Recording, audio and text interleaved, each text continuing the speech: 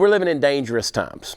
Now, there's a lot of things out there that you can't control. There's things that there's nothing you can do about them. I mean, if they decide to launch a nuclear war tomorrow, you can't do anything about that. You can't stop it. There's nobody calling you on the phone to ask your permission before two superpowers go to war with one another, and there's mutually assured destruction. We're already starting this show out on a fine, positive note, very optimistic. But what can you handle? What can you take care of? What decisions can you make in your life that will make a difference in the world in which you live? Because we're living in tragic times. So I want to start this way. And I want to get your brain engaged with me because I want you to answer something for me. And then we're going to go and we're going to get some questions later on from we're going to get some answers later on from some social media followers as well. But I want to start with two questions. First question is this: when did we as a nation give up on maintaining our American values? Now, a lot of people are going to say, what are American values? Now, that can be very open to interpretation, but I think by and large, the people that are watching this show, the people that are consistent in listening to this program, or you're a subscriber to Blaze TV, I think you know what your values are. We tend to have, we have a pretty solid subset of what those values are. When did that happen? Now, I know that sounds like a generic question, but it's really not. And I want to ask you the natural follow-up. Why did we give up on those values? Again, it sounds like an easy one to answer, but I want to spend a little bit of time unpacking it because I don't think it's as simple as we might hope, either to answer or to solve. Now, recently, the Wall Street Journal did a survey of over 1,000 people asking them about the importance in their lives of traditional American values, things like patriotism and faith, having children, community involvement, the sorts of things that you and I, at least ostensibly, hold near and dear to our hearts. And the results, well, they might not be shocking, but damn, they really should be shocking. It turns out, as you might expect, the importance of these values in the American life has been on a sharp decline over the past few decades, and there doesn't seem to be a whole lot of uptick on display that would give somebody hope that this is just temporary. That's scary. Now, there's more on that part later, but first, when did this happen and why did it happen? Now, when is kind of hard to nail down for several reasons. For one thing, we have a tendency as human beings to idolize and romanticize these bygone decades. Often thinking of them as a cornucopia of the things we have lost. And there's both truth and lies to this mode of thinking. So if I were to ask you, what decade of the past century or so would you think that American values were held at their highest level? What decade would you pick?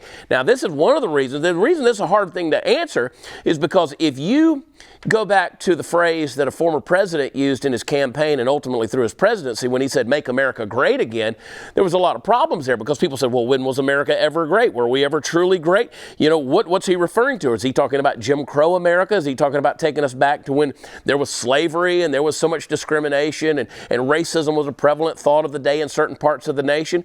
What were we talking about? It's a very polarizing question to ask. Now, if I ask you to pick a decade, the standard answer is usually going to be the 50s, the 1950s, right in the middle of the 20th century. We imagine the American moral and social landscape as a flat, largely idyllic plain, punctuated with a kind of leave it to beaver mindset wherein men were men, women were women, kids were respectful to both, and your doctor was apt to recommend one brand of cigarettes over all the others because they were the healthiest ones for you. So it's kind of a fun world to inhabit. I mean, you remember Back to the Future, right? That's when we went back to 1955. That was the America everybody thought of. Route 66, Middle America, here we go. The Christmas music of that era alone is frozen into an eternal state of hopeful perfection that will live on long past the age when you and I have turned to dust.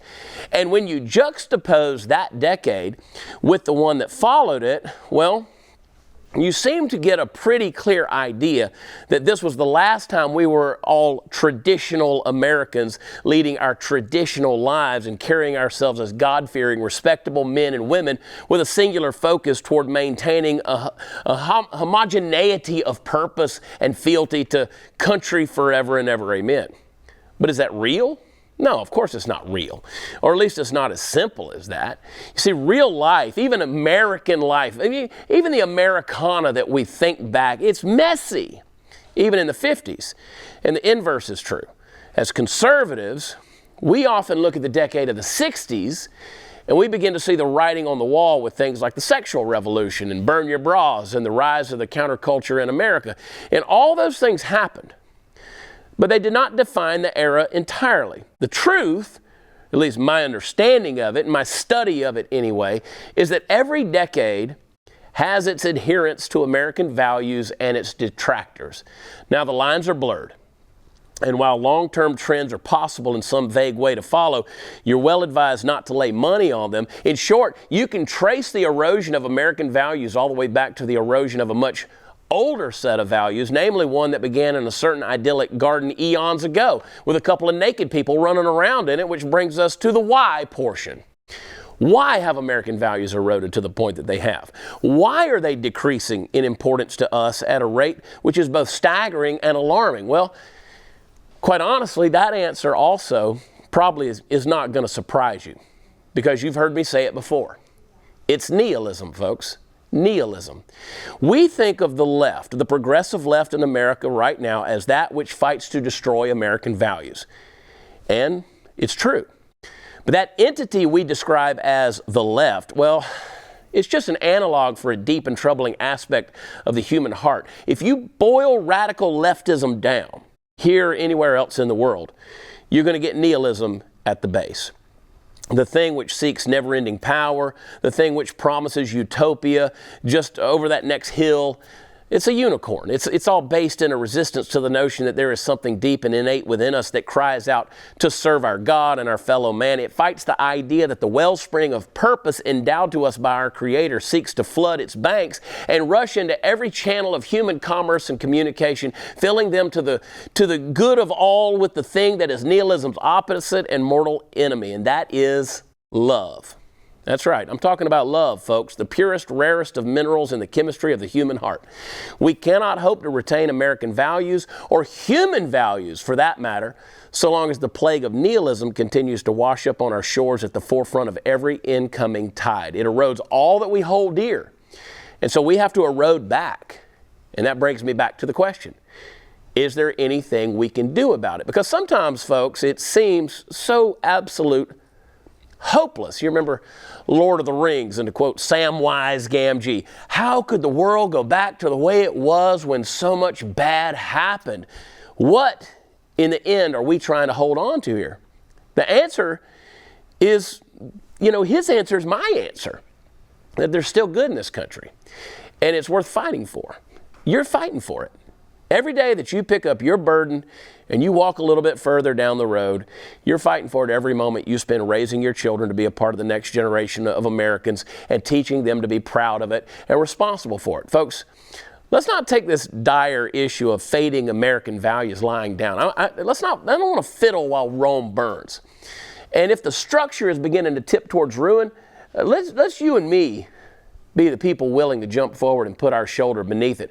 Now, I haven't got time to lament the slow death of American values because I'm real damn busy trying to restore them. So I want to talk to you about that in today's episode. Because, mainstream culture has propped us up in a certain way that I don't think we've embraced reality very well. And so what I want to do is I want to talk to you a little bit today about the way in which everything that you believe, everything that you see in the world around you, what if it's all a lie?